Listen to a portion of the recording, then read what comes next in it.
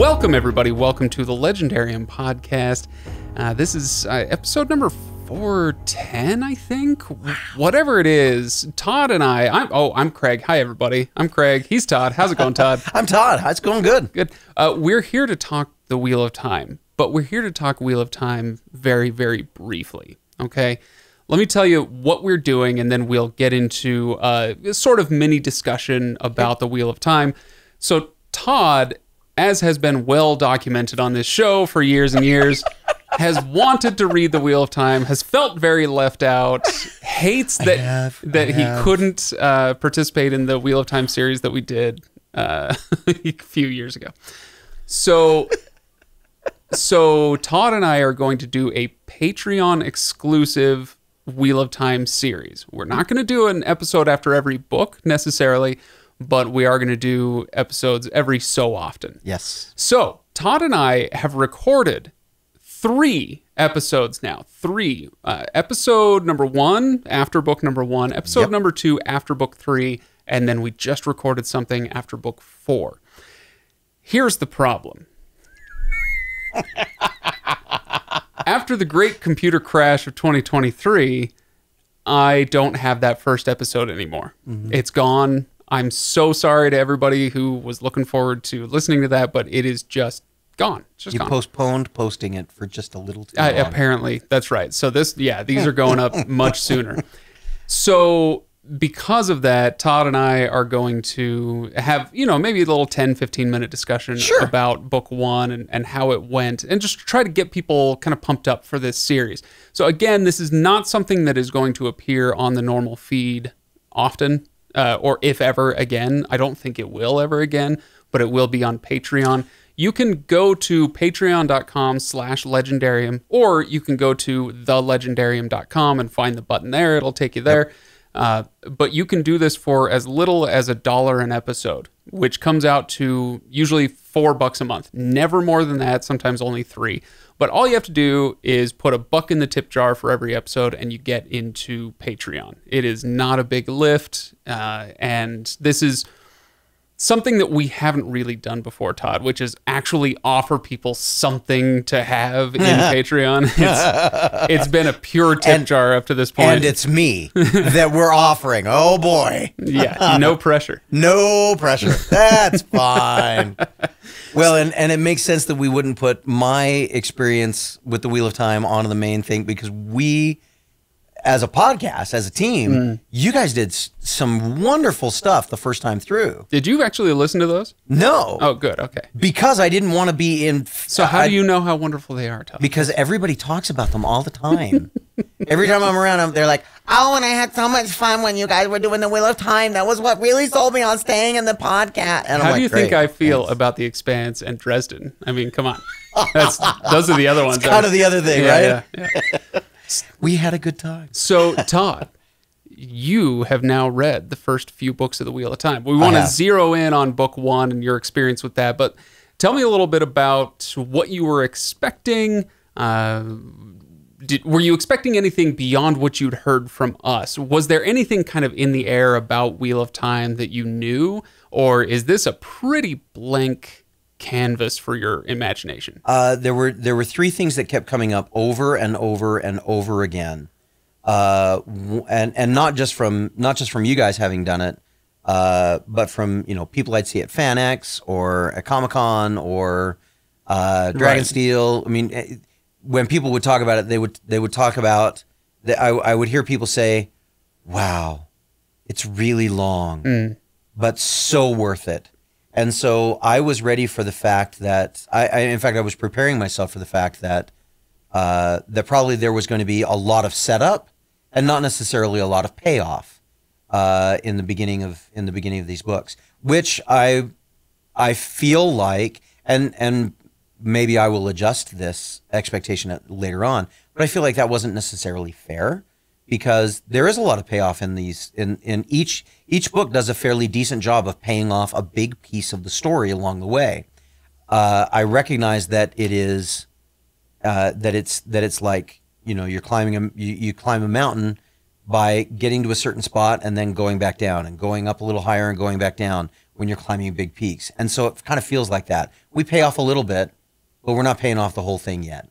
But it's still enough of a payoff that it doesn't make it feel like it's terribly long. Right. The second thing that I had heard from lots of people is that Robert Jordan writes his male characters as very interesting and multidimensional, and his female characters as fairly two-dimensional at best, and uses them as I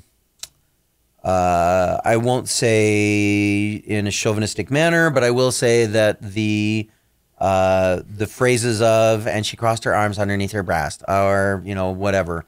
You're talking about like zeroing in on physical characteristics, rather than treating them as very complex intellectual people. Right. And so I heard that, and in book one, I can't say that I saw a lot of that. In fact, in book one, I struggled to really get very much in the way of clear descriptions of any of those characters, really. And so, at book one, I was kind of like, oh, well, maybe it'll show up later. The third thing was that it was very epic in its nature. Mm-hmm. And so there was going to be lots of things introduced, lots of lots of world building. And yeah, there has been. Even in book one, there was a lot of world building. And I think I read differently than I used to. And obviously, I mean, if I'm reading the same way I was when I was 17, there's a real problem going on. But I read the exposition a lot differently, and so I can see when there is pieces of information being doled out, but it's not an info dump. And so there's a little bit given and a little bit given and a little bit given, and it keeps getting teased out. And so I feel like I will have an unclear view of this world until I get to the last book. And then what I'll probably want to do is go back and reread the whole thing again and see if all of those things if I catch things differently the second time through. This is a difficult thing to say about the Wheel of Time because of the second thing people said, or the first thing people said. It's just long. Yeah. It's just long. But so it's difficult to say this, but it really helps to reread it. Yeah, no, I get it. I get it. It really does. You get to the end of it and then start over. Which I haven't. Well, actually, I can get there in just a second. But when we read it for the show, I had read up to book 10, and then I was rereading those. And so I didn't have the ending yet, but I had so much context that when I went back and started with book 1 for the show, it was, different. All the synapses were firing and the connections were being made, and it was great. So it really benefits from a reread. I actually am rereading it right now. Oh, very cool. Not for you, not for the show, not for anybody. This is for me. I will be going at my own speed because I have to. I've wanted to do a reread basically since we stopped when we finished it for the show. But obviously, we've got books for the show. We had COVID put a real damper on things. You'd think I would have read more in 2020, but I read way, way less in 2020. 2020 was hard. You guys saved the show in 2020 because we did a lot. Whatever. Anyway, what was I going to say? Yeah, so now I'm reading more than ever for the show. Between author shelves and author interviews and just the regular episodes that we do. Sure. I'm reading more than ever. And so I finally got to the point where I said, this enough is enough. Even if it takes me 2 months, I am restarting Eye of the World. And it's been very fun. I'm not even out of the Two Rivers yet. Okay. We just had the Trolloc attack, and I love making all those connections. So, yeah. If you ever get to a point where you finish a book and you and I are supposed to record, but maybe it's going to be 3 or 4 days, you should just go back and put on the Eye of the World again, read or listen to whatever the first 5 or 10 chapters, and just watch your mind kind of explode with all the knowledge that you have now. It's fun. I'm kind of looking forward to that. I remember we were talking. It was when we were finishing The Expanse. We were talking to Stephanie, and she said that she had put them on like 2 times speed. Yeah. And crushed through the whole thing in like 8 days. I think it was like 2.5 or 3. I can't remember. I think it was about 2.5 weeks, 14 books. Yeah. Yeah. and the way that she was compared to what she had to do to get through The Expanse, which, bless her heart, she got through The Expanse with us. Yeah. But she was having a much better time doing that, and so I recognize that there is something to be gained by doing that. Yeah. And so we'll see where it happens. So impressions then, as you went through the first book of Robert Jordan's style, do you enjoy his prose?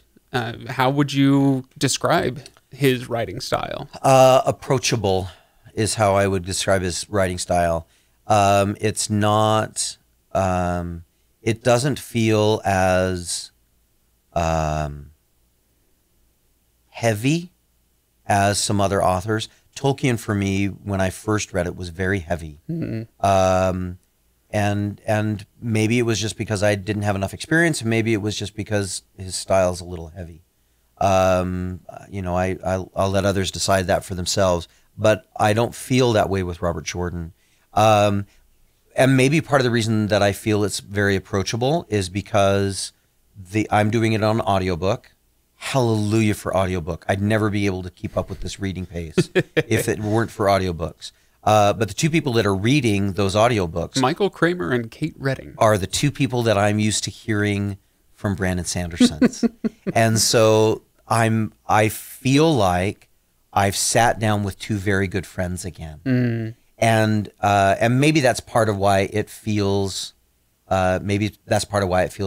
approachable. And maybe part of it is because, having read Brandon's style, there are certain elements that feel very harmonious between the two styles. Right. I recognize, and I'm saying that, I recognize that in the Pantheon, Robert Jordan started the process, passed away, Brandon finished it. So, well, Brandon was a big fan long before he stepped in to finish the books. Right. He'd been a fan of these books for a long, long time. They informed the way that he wrote, which is why when Harriet read, I believe it was Mistborn, Robert Jordan's widow. Yeah. When she read Mistborn, she went, here's the guy. I for some reason, I thought it was Elantris, but people have told me it was Mistborn, so I'll trust them.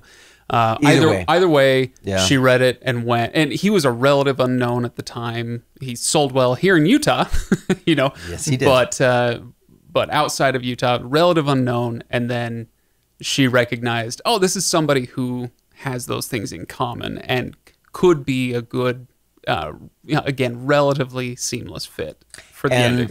And apparently everyone else is thrilled with it, so I'm looking forward to that. Yeah.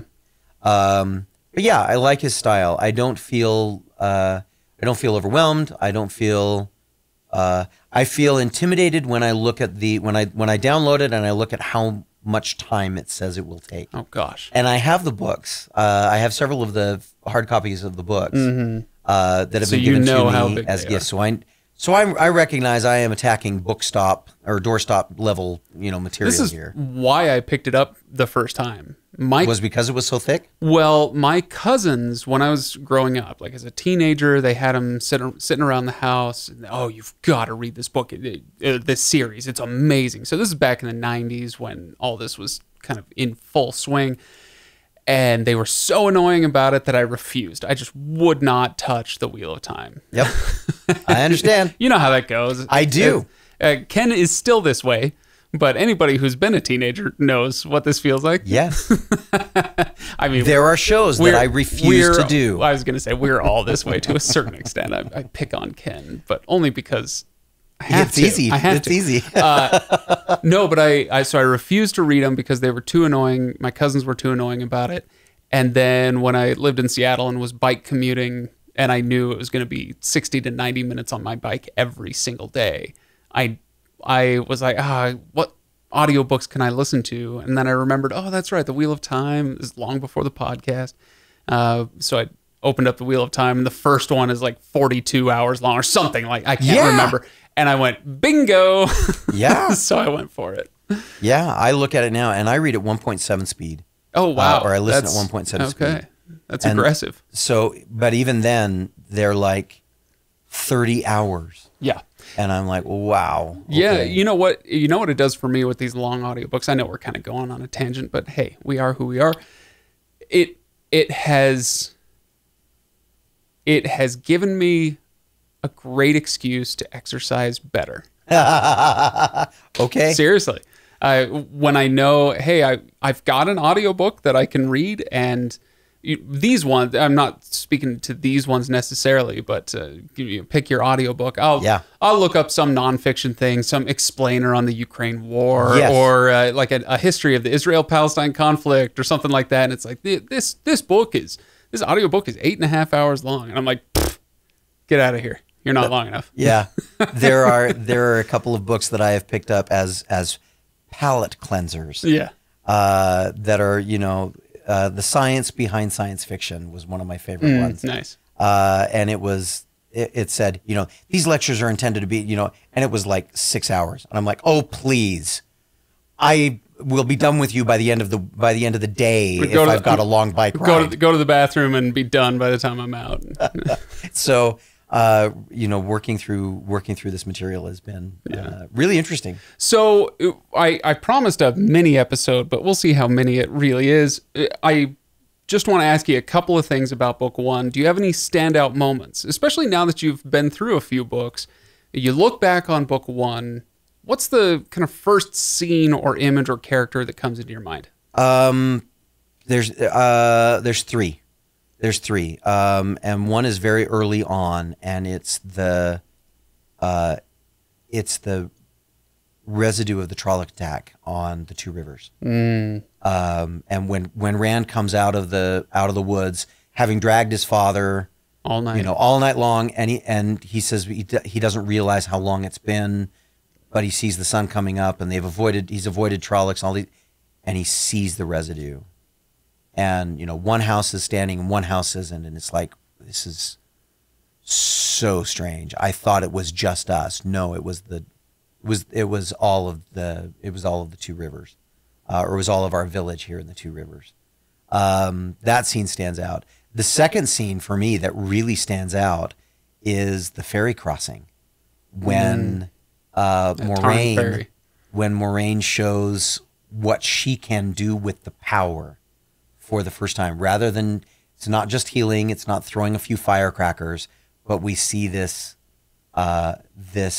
command over the water and over the night, and her spinning staff starts to become this glowing rod that expands, and everybody's afraid to get close to it, or close to her, and then they say, and now we understand why Aes Sedai are to be feared. That image, that moment, was one that really stood out to me. And the other one, the third one, yeah, okay. The other one that stands out is the battle between Rand and Balsamon at the end of that first book. Okay.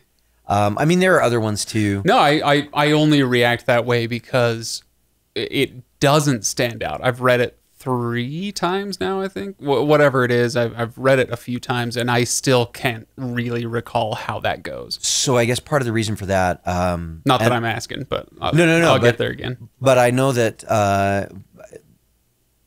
I remember where I was when I went through that part. I was on a long bike ride. Long bike rides tend to be dangerous for me to do these on, because especially if I'm trying to train for something, and I was. So I was pushing pretty hard, which means that my resistance and my barriers are down a little bit. And there was the moment where, in that battle, where Rand is being presented with what he can have. Yeah. And he's presented with his mom. And I started to cry. But I was on my bike, and I said, I'm not going to stop for this, man. So I muscled through and kept listening to it. But just this immense feeling that this battle that was going on was not a battle of swords. It was not a battle of implements. It was a battle of wills. And it was so hard to muster the courage and the strength to stay with it, to stay the course. And of course, Rand thinks, "Oh, good, we survived. I beat. We're done. I beat him. The last battle is over. All hail the last dragon." And Marina's like, "You don't have a clue what just happened. We're not even close." And I'm like, I mean, I kind of knew that because I know that there's 17 more books or whatever it is, but wow, so that one stood out. And I mean, there are other moments. I'm trying to remember. I think for me, the image that first comes to mind is Matt and Rand on the road to Camelin, where they have several stops with just stuff. I won't rehearse the whole thing, but dark friends and tomfoolery, so to speak. And the instruments and all that stuff. Sleeping in barns, and the woman that says, "Can I stay with you?" And then they're like, "Why does she want to stay with us?" Holy crap! What is she trying to do? Glass daggers, acid. Blah. Yeah. Your impression is uncanny. I can't believe you're not reading these books for us. After Michael Kramer and Kate Redding, and now what's her name from the series is reading them. Yeah, I would love the opportunity. If anybody's listening and you're saying to yourself, "Gee, we need somebody new and fresh," I can be had for the low price. Well, we'll discuss it. I actually did a funny story. I did an audiobook a couple of years ago and really loved the process, and then was in the first year of my doctorate program, so I said goodbye to that for a little while. And maybe I'll come back to it. I did an audiobook as well.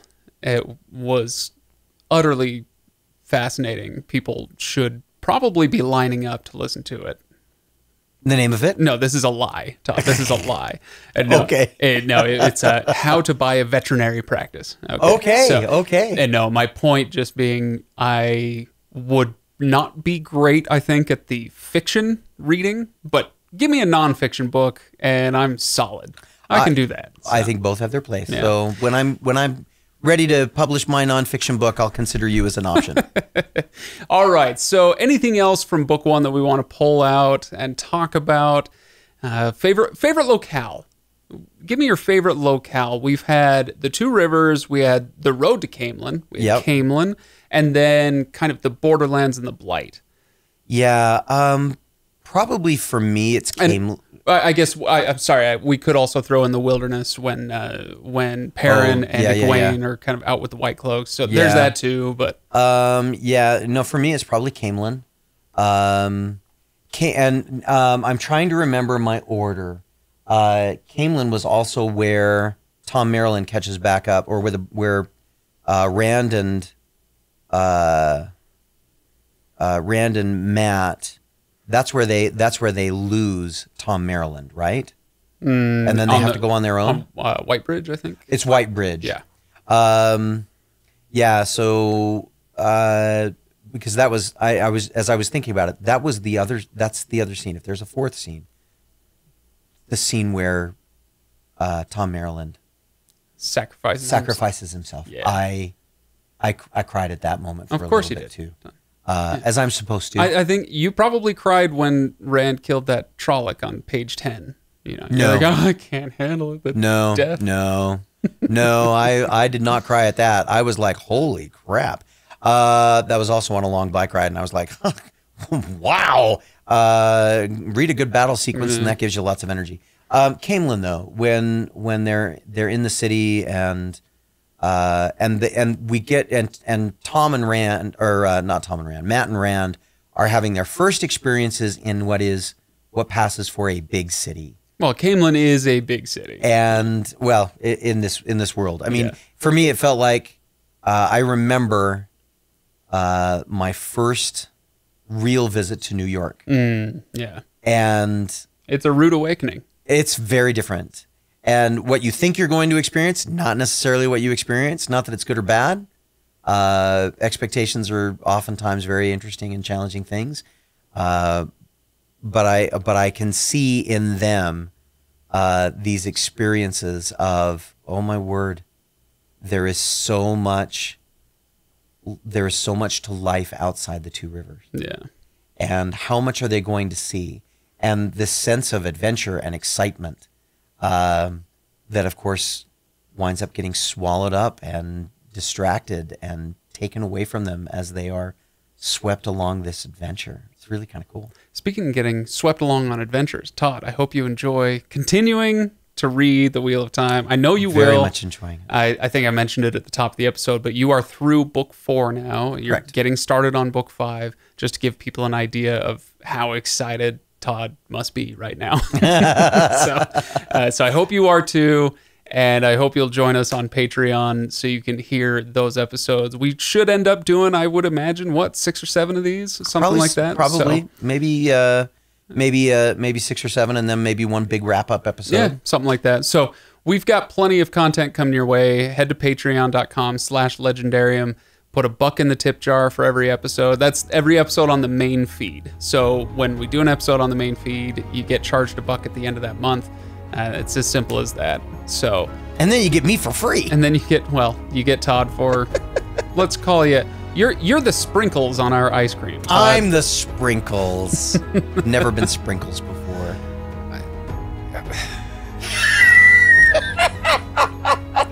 Bye, everybody.